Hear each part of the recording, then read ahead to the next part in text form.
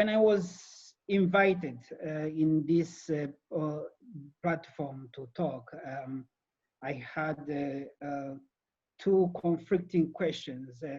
My first question was if I was going to talk about my book, Life and Death in Nyamata, or if I was going to talk about the history of genocide against Tutsi in general, which is also part of my research topic. As Abuta mentioned, I'm working on the second book, where we are searching the memory, we are doing the memory work on 265 genocide memorials that are now in Rwanda.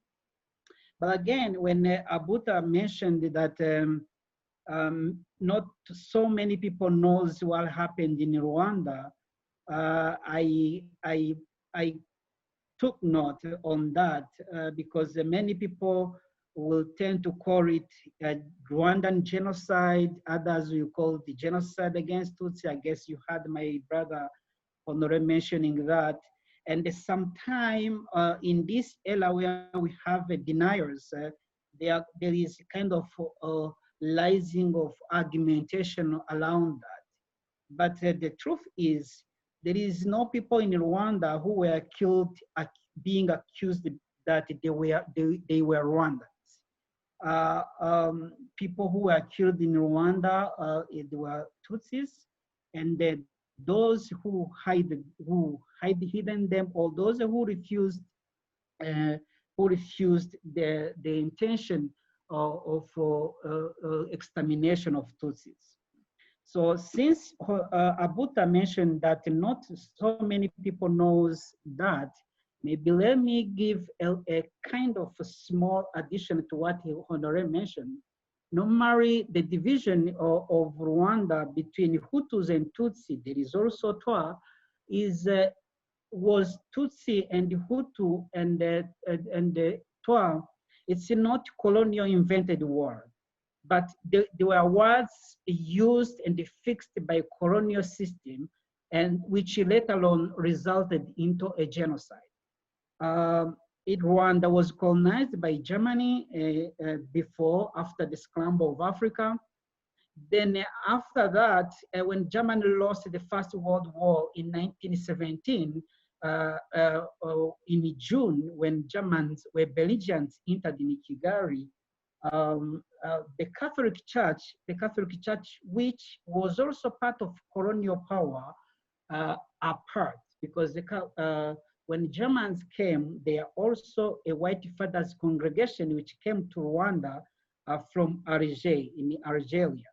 So it was two powers when Germans were there, but then when the Belgians took over, also Catholic remained as a power.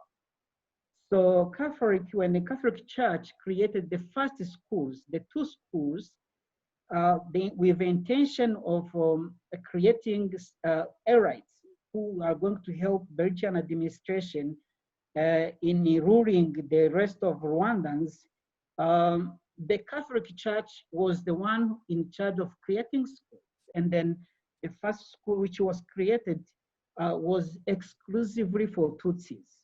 But then Catholic Church, which was creating the two schools with intention of converting Rwandans, created another school for Hutus in Kabwai, a minor seminary.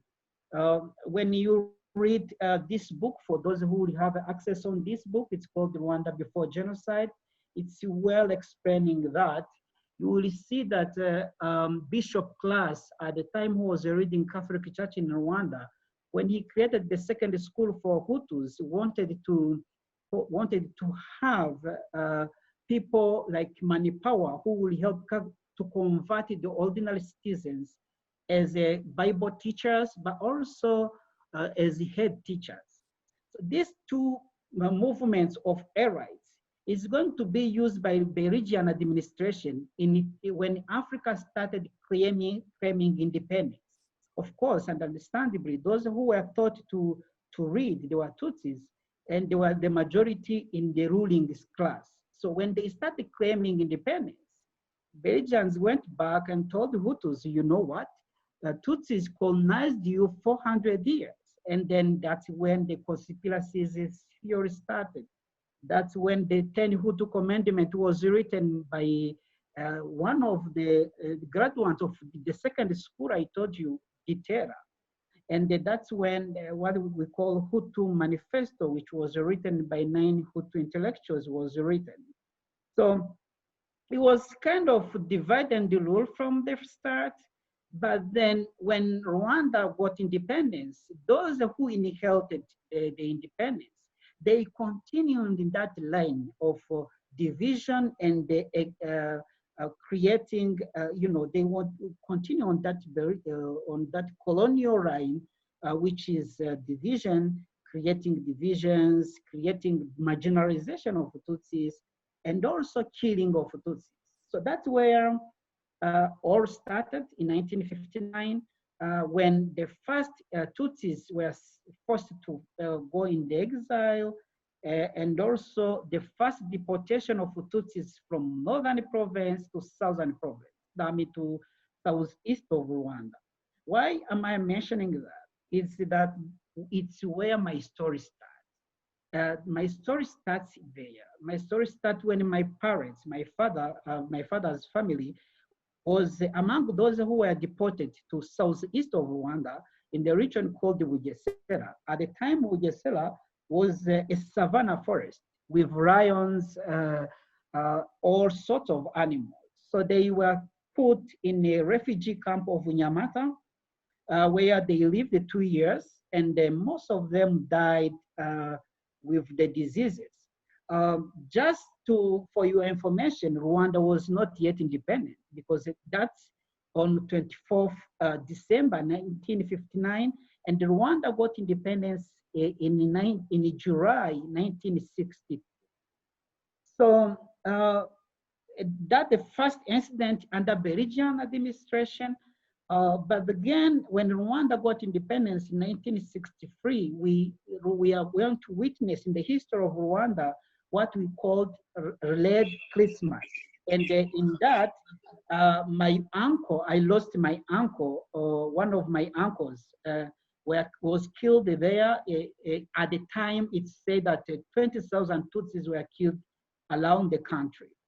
So the pogrom of Tutsis continued in 1960s, 1973, when President Habyarimana made a coup d'etat, a relatively calm in 1980s.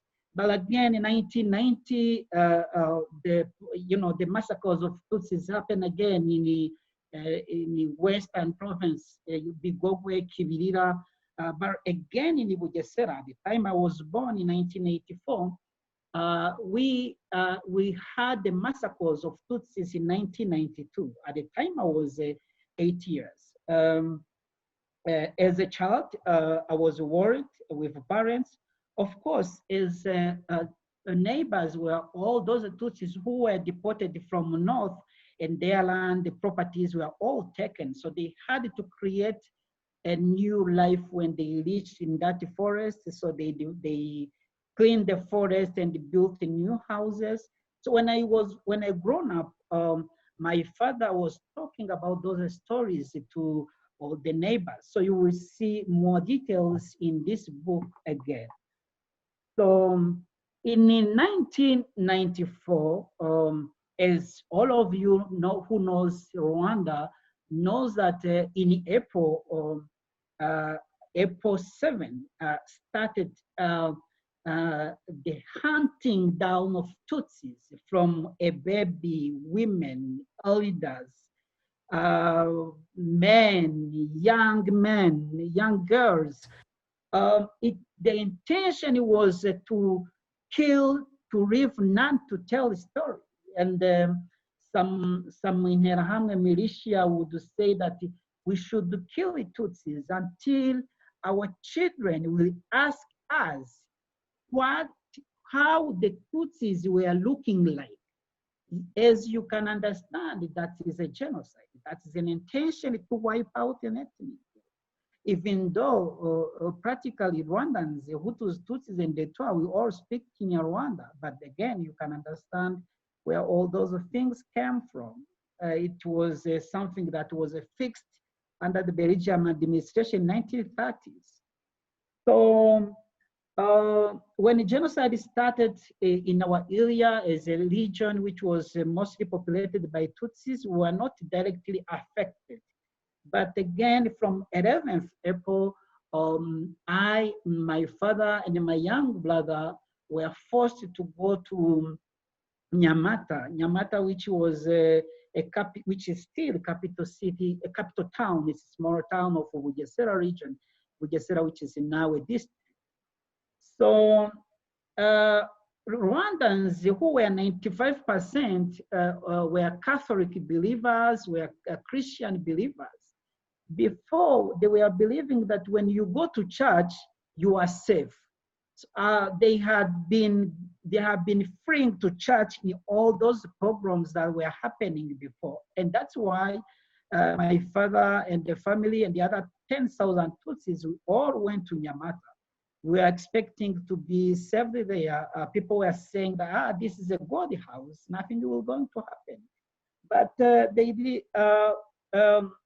the supplies or the wars is going to happen on the 15th and the 16th, 2 days of massacres which took place at Nyamata when Interahamwe, supported by former government soldiers, ex-FAL as they were called, they are going to attack the church using the heavy guns, artilleries, automatic guns, shootings, spears, machetes, wooden clubs, all sorts of arms, grenades, tear gas.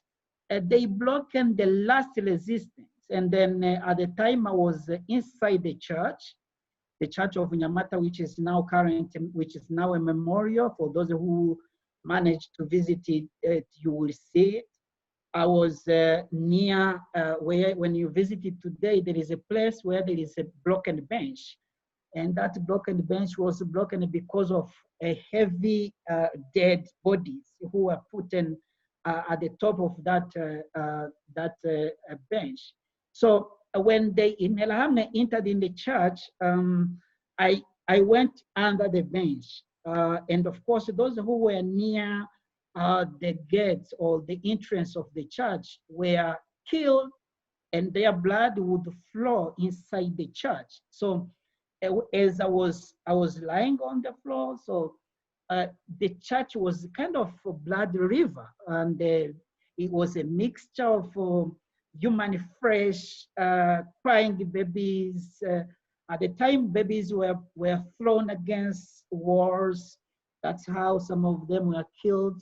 Some of the victims being killed with grenades which were thrown into the church. And you could see some parts of bodies jumping on the ceiling because of grenades blasts inside the church. So it was a terrible situation for sure. So the killings took 3 hours inside the church. But again, they never finished. As you can understand, 10,000 people, there are a lot of people. So they had to come back next day. And next day I was also there.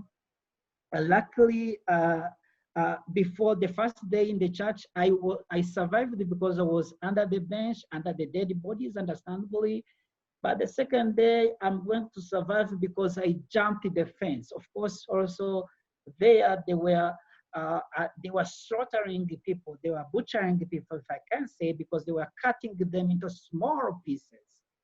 I remember this pregnant woman who was brought in, and then she was saying, for those who read this book will see the story.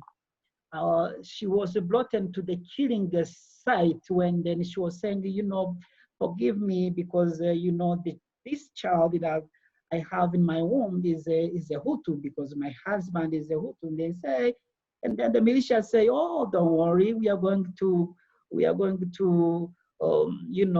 to cut your womb, and we are going to bring out that Hutu. Don't worry, our Hutu will be safe. So, as you can understand, that woman was cut it into small pieces again in that killing site. She died there. At the time, I was in the cloud looking at them, but within that cloud, I jumped the fence. It was a kind of thing that let me dying trying. I couldn't say that there's something. It was a reflex that I made, but I don't think that it's a heroic action that I made somewhere. So to cut the story short, because then I'm going to spend from the 2 days massacres, I'm going to spend the rest of my life, my genocide life in the bushes, in the forest of Kayumba. It's a small hill at the top of Nyamata. In that forest, as you can understand, it's for those who knows Rwanda, in April, it's a rainy season. We were not sleeping because it was raining. And when it was not raining, it was sunny days. We were only traveling along the night, but also we were hunted by Immigrant militia using dogs, again, with their machetes and spears, arrows, and all those traditional arms. Some of our colleagues would be killed once, and then next day we would find them killed. I survived from that bush when RPF, or the current ruling part of Rwanda, at the time it was RPF, but they also had the military wing. When the RPF and the military wing, which was RPA in Inkotanyi, liberated Bugesera on the 13th May in 1994. So that's when I survived, and then that's also where my story during the genocide kind of ended. I detailed it too much in this book. I'm trying to tell you a little bit of the brief of what happened, and later on, if maybe there's those with questions, they can ask. So after the genocide, and then when I was writing this book, I wished to end my story with hope. And one of the last pages, and I said that let me ending my story with hope. Why? Because life expectancy for us during the genocide was 1 minute, because we were saying that after 1 minute, it's going to be me, it's going to be me. We were only praying for us, for God to save us next day, next minute, next second. So I realized how much hope that tomorrow can be good help me. Then I decided to keep hope. And then I think that the same hope helped me to overcome the consequences of a genocide.